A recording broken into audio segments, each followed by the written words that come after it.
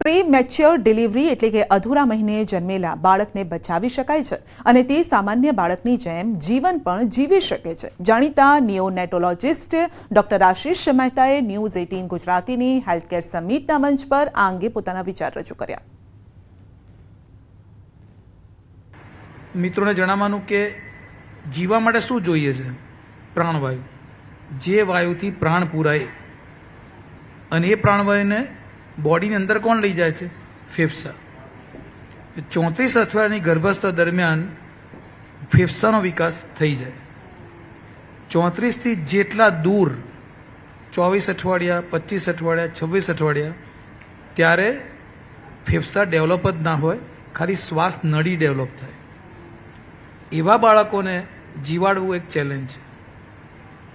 2025માં I must say that એ બધા બાળકોનું સ્વાસ્થ્ય આપણે સાહિત્ય એ બાળકોને જીવાડી શકીએ છીએ, એની સારી સઘન સારવાર આપી શકીએ છીએ। એના માટેની ટેકનોલોજી ઘણી ડેવલપ થઈ ચૂકી છે।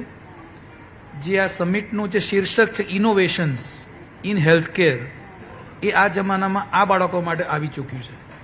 અને ચોક્કસ આ બાળકો જો સારી કન્ડિશનમાં ડિલિવર થાય, કદાચ હું કહીશ કે ગુજરાતની કોઈ પેરીફરીમાં ડિલિવર થાય ત્યાં અઘરું પડે બાળકને બચાવવું, પણ એ બાળકને માની કુખમાં જ અહીંયા ટ્રાન્સફર કરવામાં આવે તો અહીંયા ડિલિવરી થઈ શકે અને ચોક્કસ એ બાળકને બચાવી શકાય।